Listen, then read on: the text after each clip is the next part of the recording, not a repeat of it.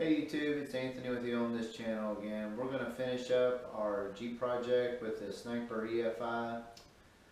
If you guys like this, leave a comment, subscribe. We're going to have some more videos coming down the pike in a little bit.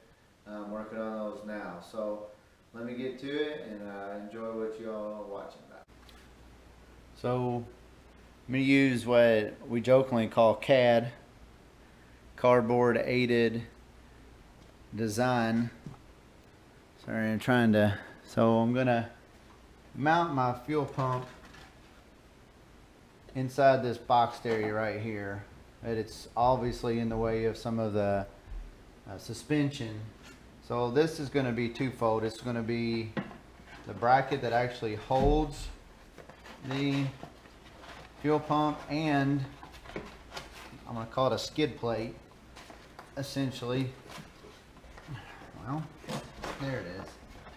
So it'll be bent into this shape, and if you see our lines right here, this is where I'll cut it and mount it at the bottom of the frame rail where we know there's no lines or anything. It'll bolt to the bottom and bolt here, and then our fuel pump will hold it. Also, this piece of metal will protect our fuel pump from getting hit by anything. We'll cinch these lines up a little bit tighter and get those where they're not just, you know, potentially get hit. The bracket that holds the leaf spring is up here. It does protect the gas line from any type of impact coming this way. Alright guys, so the mount / skid plate's done. That's 16 gauge steel. Also use idle clamps to clamp these hoses out of the way, and again, it may be out of sight here. Let me see if I can't turn this so you can see a little bit better. Trying to be gentle with this camera. So right here is this bracket that holds the leaf spring, and it's going to protect anything from coming this way. I may make a little thing off of it. I don't know. We'll see how this works. It's just street driven. But we've got idle clamps to clamp the hose so that it doesn't move and vibrate against the frame or the suspension or anything like that. And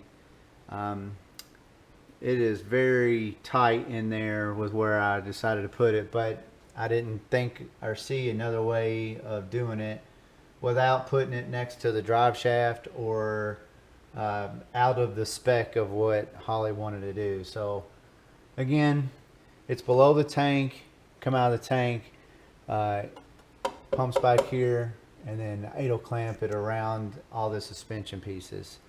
So, try my best.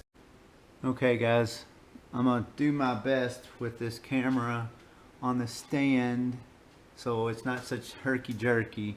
But my electric comes down, follows the electric that goes back. You can see it's right here. I wrapped it all in friction type cloth tape, and it just follows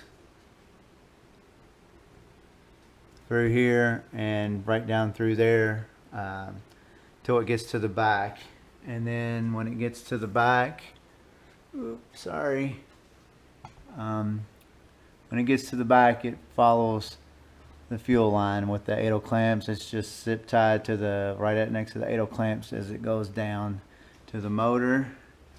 Again, I'm sorry with this herky-jerky stuff, but so there is the oxygen sensor in the in its clamp. Again, I'm going to get a weld-on one, but it is what it is right now, and it's working.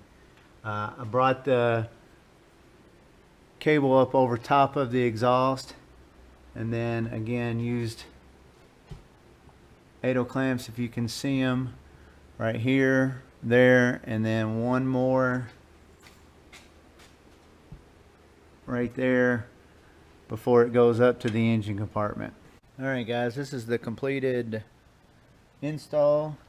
You can see our throttle body. It hides very well. I did add a gauge so you can check the fuel pressures as you do any test, and if you have any troubleshooting issues. You can't hardly see the wiring. That's why I try to do my best to run everything through.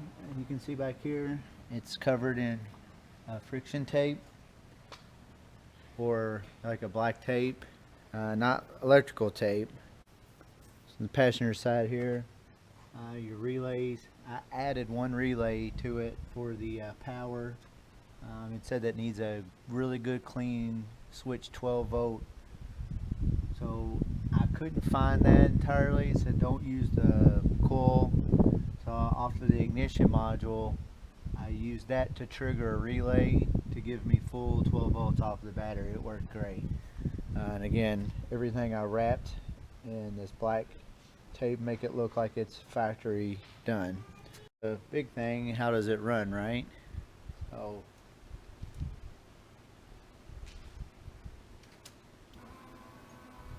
fuel from.